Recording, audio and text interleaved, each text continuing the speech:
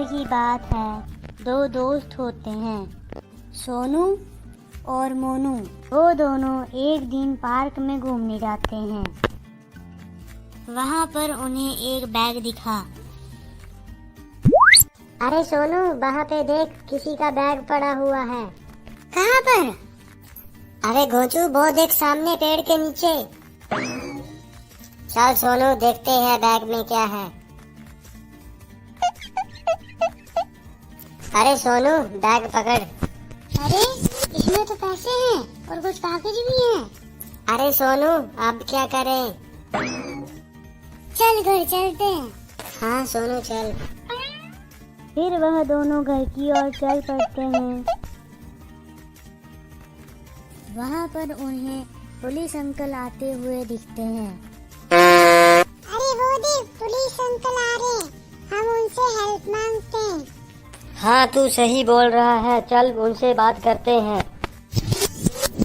अरे अंकल, रुकना। हाँ बोलो बच्चों, क्या हुआ? अंकल ये देखो, हमें पार्क में एक बैग मिला। अच्छा, क्या है इसमें?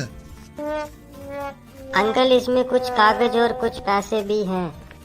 अच्छा, चलो फिर पुलिस स्टेशन। फिर वह सब पुलिस स्टेशन जाते हैं। लाओ बच्चों, वो बैग दो मुझे। फिर पुलिस अंकल वो बैग चेक करते हैं और उन्हें उसमें से एक फोन नंबर मिलता है। अरे वाह बच्चों, इसमें फोन नंबर है। फिर पुलिस उस नंबर पर फोन करती है और सारी बात बताती है। कुछ समय बाद वहाँ पर एक महिला आती है। सर, मैं ही हूँ वो जिसका बैग गुम गया था। कहाँ है मेरा बैग? क्या यही है आपका बैग? हाँ सर, हाँ यही बैग है मेरा। ठीक है, फिर आप इसे ले जा सकती हैं। Thank you sir, thank you so much. नहीं नहीं, थैंक यू मुझे नहीं, इन बच्चों को बोलिए जो आपका बैग यहाँ तक लेकर आए हैं। थैंक यू बच्चों, थैंक यू सो मच जो आप मेरा बैग यहाँ तक लेकर आए। और इस तरीके से सोनू और मोनू अपनी ईमानदारी का परिचय देते हैं। एक गांव में दो बहनें रहती थी, चिंकी और मिंकी। दोनों पढ़ने में बहुत होशियार थी, हमेशा क्लास में फर्स्ट आती थी। तो इस साल उन्होंने 12वीं की परीक्षा दी है और अब उनका रिजल्ट आया है। बधाई हो चिंकी मिंकी, इस बार तुम फिर से क्लास में फर्स्ट आई हो। चिंकी और मिंकी अपना रिजल्ट लेकर घर पहुंची। माँ, बाबूजी, कहाँ हो सब? क्या हुआ चिंकी मिंकी? मैं रसोई में थी। माँ, इस बार हम फिर से क्लास में फर्स्ट आए हैं। जुग जुग जियो मेरी बच्चियों, जुग जुग जियो। सुनो जी, इस बार हमारी बेटी फिर से फर्स्ट आई है। अरे वाह, आखिरकार बेटियाँ किसकी है? पूरा परिवार आज बहुत खुश था, पर चिंकी किसी सोच में डूबी हुई थी। अरे चिंकी, तुम क्या सोच रही हो? कब से चुपचाप बैठी हो? कुछ नहीं, बस आगे की पढ़ाई के बारे में सोच रही थी। इसमें सोचना क्या है, गांव के पास वाले कॉलेज में एडमिशन ले लेते हैं, वहीं से आगे की पढ़ाई करेंगे हम। नहीं यार, मैं यहाँ पर नहीं पढ़ना चाहती हूँ। मैं शहर जाना चाहती हूँ और वहाँ पर पढ़ना चाहती हूँ। क्या? शहर? बाबूजी कभी तुम्हें वहाँ नहीं भेजेंगे। यही तो दिक्कत है। कोई बात नहीं, कल हम दोनों बाबूजी से बात करेंगे। हाँ बहन, ठीक है। फिर तुम भी मेरे साथ चलोगी ना शहर? नहीं, मैं यहीं रहकर पढ़ाई करूँगी, तुम जाना शहर। और फिर दोनों बहनें सो जाती हैं और सुबह होने का इंतजार करती हैं। सुबह उठकर चिंकी मिंकी अपने बाबूजी से बात करने के लिए जाती हैं। बाबूजी, हाँ बोलो हमें आपसे बच्चियों। कुछ बात करनी है। बाबूजी, मैं शहर जाके पढ़ना चाहती हूँ। क्या? क्यों? पर हमारे गांव के पास में कॉलेज है तो सही। नहीं बाबूजी, मैं शहर जाके बीकॉम की पढ़ाई करना चाहती हूँ और मैंने सब देख लिया है। कॉलेज का हॉस्टल है और खाना भी वही देंगे। नहीं बेटी, तुम नहीं जा सकती। तुम्हारी माँ को तुम्हारी जरूरत है। जाने दीजिए बाबूजी, मैं हूँ ना यहाँ पर। मैं यहीं पर रह के पढ़ूंगी और माँ का हाथ भी बटाऊंगी। अच्छा, ठीक है फिर। फिर चिंकी शहर चली जाती है और मिंकी वही रहकर अपनी पढ़ाई करती है। हाँ माँ, मैं शहर पहुँच गई हूँ और यहाँ पर सब कुछ बहुत अच्छा है। हाँ माँ, मैं अपना पूरा ध्यान रखूंगी। अब चिंकी शहर आ गई थी और वह यहाँ आकर बहुत खुश थी। कुछ समय तक दोनों बहनों में बहुत अच्छी बातें होती हैं। चिंकी अपनी शहर की सारी बातें मिंकी को बताती है और धीरे धीरे चिंकी में बदलाव आने लगते हैं। जहाँ चिंकी और मिंकी में घंटों बातें होती थी, अब चिंकी के पास 1 मिनट का भी टाइम नहीं था। जब भी मिंकी उसे फोन करती थी, वह कहती थी अभी मैं बिजी हूँ, बाद में बात करूँगी। फिर एक दिन अचानक चिंकी शहर से गांव आती है। उसे देखकर सब चौंक जाते हैं, क्योंकि वह शहर से अकेली नहीं आई होती है, बल्कि साथ में किसी लड़के को लाई होती है। हे भगवान, कौन है साथ में ये तेरे? तूने शादी कर ली? हाँ, हम दोनों एक दूसरे से बहुत प्यार करते थे, इसीलिए हमने शादी कर ली। क्या? हमने तुझे पढ़ने के लिए शहर भेजा और तू वहाँ से शादी करके आई है? अरे कलमोही, ये दिन देखने के लिए तुझे शहर भेजा था, सारे गांव के सामने हमारी नाक कटवा दी। तुझे शर्म नहीं आई? ये सब करते हुए एक बार हमारी तरफ तो देख लेती। अरे भाग्यवान, इससे कहो यहाँ से चली जाए। निकल जा कलमोही, मेरे घर से दोबारा अपनी कभी शक्ल मत दिखाना। जा, चली जा। ठीक है, जा रही हूँ। मैं तो यहाँ आपका आशीर्वाद लेने आई थी, ना कि बद्दुआएं। फिर चिंकी वहाँ से चली जाती है। मिंकी अपनी बहन की ऐसी हरकत से बहुत दुखी होती है और वह ठान लेती है कि वह अपनी बहन की तरह नहीं बनेगी। और फिर वह रात दिन पढ़ाई में लग जाती है और डॉक्टर बनने की तैयारी करती है। आज पूरे 3 साल हो गए हैं और मिंकी डॉक्टर बन गई है। आज मिंकी के घरवाले बहुत खुश हैं। वाह बेटी वाह, आज तूने हमारा नाम रोशन कर दिया। हाँ बेटी, सचमुच आज तूने हमें बहुत खुशी दी है। मुझे बहुत अच्छा लग रहा है और तेरे बाबूजी बहुत खुश हैं। ये कहानी है 2 भाइयों की, सोहन और मोहन। सोहन पढ़ाई में बचपन से बहुत अच्छा था, इसीलिए वह एक बहुत बड़ी कंपनी में नौकरी करता था। और मोहन का बचपन से पढ़ाई में मन नहीं लगता था, इसीलिए उसे कोई नौकरी नहीं मिली।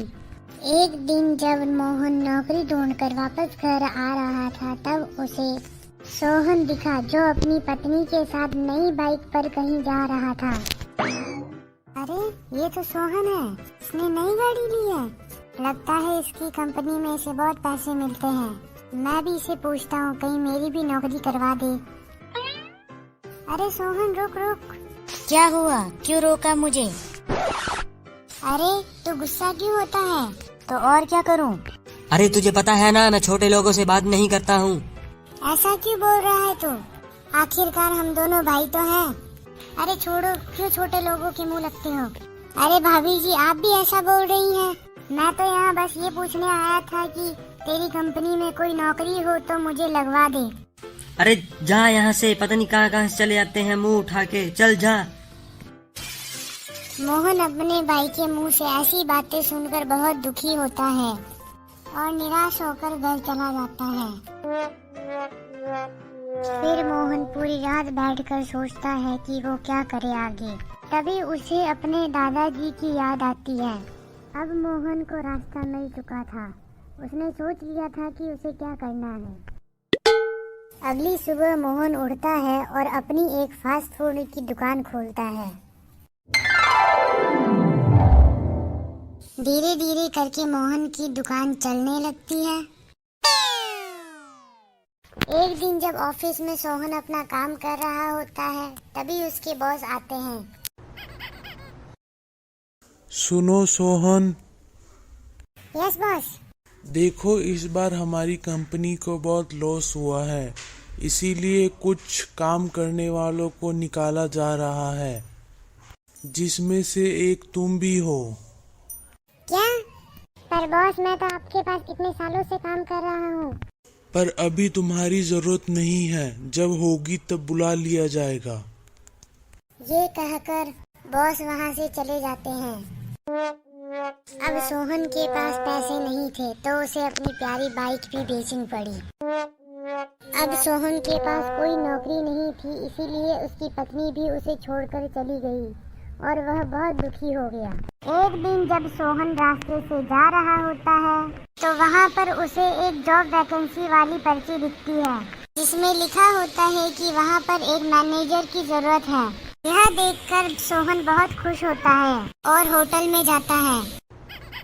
जब सोहन वहाँ अंदर जाता है तो उसे एक वेटर मिलता है। वह उसे जॉब के बारे में पूछता है। अरे सुनो, क्या यहाँ पे मेरे को जॉब मिल सकती है? अच्छा, आप जॉब के लिए आए हो, रुको 5 मिनट, मैं अपने बॉस को बुलाता हूँ। तब तक सोहन उस होटल को देखता है और जैसे ही उस होटल का मालिक आता है सोहन चौंक जाता है, क्योंकि उस होटल का मालिक और कोई नहीं बल्कि मोहन होता है। अरे सोहन, तुझे कब से नौकरी की जरूरत पड़ गई? तू तो बहुत बड़ी कंपनी में नौकरी करता था ना। मुझे माफ कर दे मेरे भाई, उन कंपनी वालों ने मुझे निकाल दिया। तू मुझे नौकरी दे दे ताकि मेरा घर चल सके। मोहन भी अपना बड़ा दिल रख के सोहन को माफ कर देता है और मैनेजर की नौकरी दे देता है। कोई बात नहीं मेरे भाई, मैं दूंगा तुझे नौकरी। और ऐसा कहकर उसे गले से लगा लेता है। एक गांव में एक लड़का रहता था जिसका नाम राहुल था। उसके घर में उसकी बूढ़ी माँ और बूढ़ा बाप था। राहुल बहुत ही ईमानदार और मेहनती लड़का था। बस दिक्कत इतनी थी कि वह गरीब था। एक दिन जब राहुल घर आता है तो वह देखता है उसकी माँ चुपचाप बैठी हुई है। अरे माँ, तुम इतनी उदास क्यों बैठी हो? क्या बताऊं बेटा, कल से घर में कुछ खाने को नहीं है और तेरे बाबूजी की दवाइयाँ भी खत्म हो गई हैं। माँ, मैं भी बाहर काम के लिए गया था पर मुझे कोई काम नहीं मिला। माँ, तू गांव की मुखिया के पास क्यों नहीं गई? वह हमारी कुछ मदद कर देते। बेटा, मैं गई थी मुखिया के पास, लेकिन उन्होंने मना कर दिया। बोला कि हर बार की तरह मैं इस बार मदद नहीं कर सकता। गांव के अमीर लोगों के पास भी गई थी, उन्होंने मेरे को धक्के मार के निकाल दिया घर से बाहर। बेटा, अब तू ही कुछ कर सकता है। बेटा, अब पूरे घर की जिम्मेदारी तेरे ऊपर है। माँ, मैं कल ही काम के लिए शहर निकलता हूँ, वहाँ पे मैं कुछ काम करके तुझे पैसे भिजवा दूंगा। हाँ बेटा, तुझे जाना पड़ेगा। अगली सुबह राहुल अपने माँ बाप का आशीर्वाद लेकर शहर की ओर नौकरी की तलाश में निकल जाता है। राहुल इधर उधर नौकरी की तलाश में बहुत घूमता है।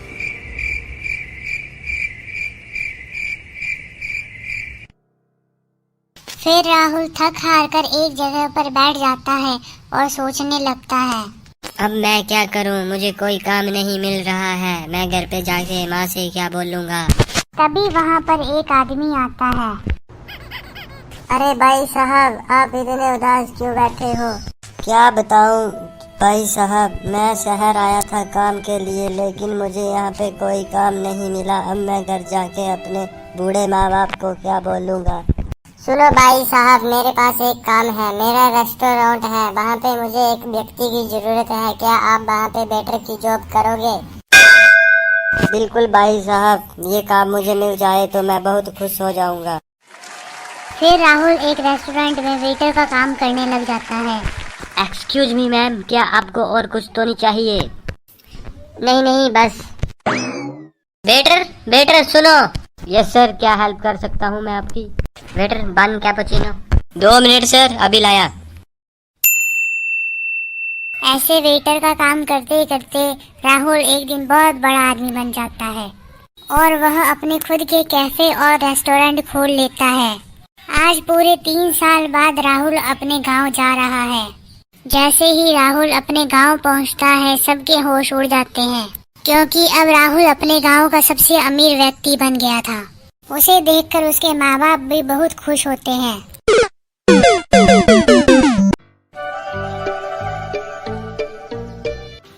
बार की बात है, दो पति पत्नी थे, राजेश और पुष्पा। उन दोनों की लव मैरिज हुई थी। फेसबुक पर दोस्ती हुई और वहीं से प्यार शुरू हुआ। इनकी शादी को 5 साल हो चुके थे।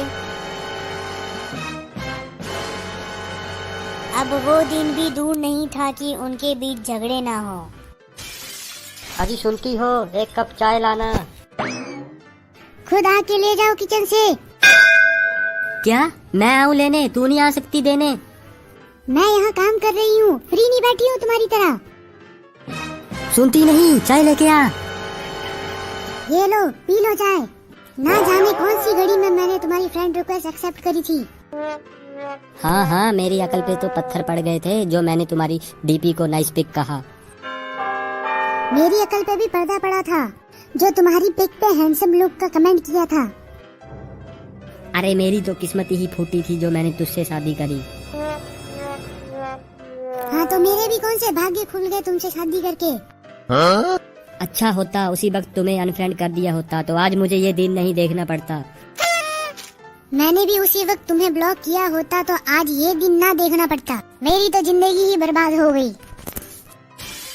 मैं कौन सा खुश हूँ, गुलामी ही तो कर रहा हूँ तेरी। कलमुही कहीं की, जा चली जा यहाँ से।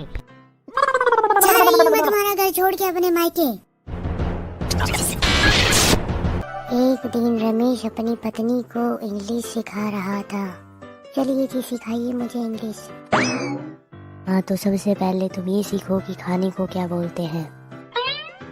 ओ जी, ये तो मुझे पता है, खाने को इंग्लिश में फूड बोलते हैं। वो गवार औरत, वैसे नहीं बोल रहा हूँ मैं। तो फिर मेरी बात ध्यान से सुनो। सुबह के खाने को बोलते हैं ब्रेकफास्ट। अच्छा, हाँ, और दोपहर के खाने को बोलते हैं लंच, और फिर रात के खाने को बोलते हैं डिनर। समझ गई? हाँ हाँ, मैं सब समझ गई। ठीक है, फिर आज के लिए इतना काफी है। फिर थोड़ी देर बाद रमेश की पत्नी खाना लेकर आती है। ये लीजिए जी डिनर। अरे जाहिल औरत, इसे डिनर नहीं लंच कहते हैं। अभी दोपहर हो रही है। तो जाए, तेरा खानदान जाए। ये रात का बचा हुआ खाना है, गरम जले। अब चुपचाप से खाना कर ले, दिमाग में चला अपना ज्यादा। आया बड़ा मुझे इंग्लिश सिखाने। एक दिन रमेश बाहर जाके घर पर आया। फिर उसने अपनी पत्नी को आवाज लगाई, सुनीता, अरे ओ सुनीता। क्या है? अरे मैं घर पे आ गया हूँ। हाँ तो मैं क्या करूँ? अरे भाग्यवान, जरा मेरे लिए एक कप चाय बना दो। राइट साइड में किचन है, खुद जाओ और बना के पी लो। अरे ये क्या बदतमीजी है, चुपचाप चाय बना के ला मेरे लिए। मेरा दिमाग खराब मत करो, बना के पी लो चुपचाप। मैंने बोल दिया है मुझे चाय चाहिए। मैं बिजी हूँ, खुद बना के पी लो। और अब दोबारा मुझे आवाज मत लगाना,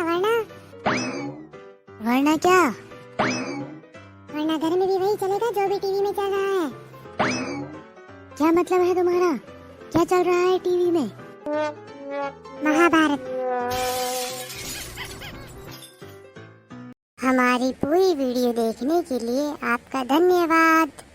और ऐसी अच्छी अच्छी वीडियो देखने के लिए हमारे चैनल को सब्सक्राइब करो। प्लीज हमारे चैनल को सब्सक्राइब कर देना।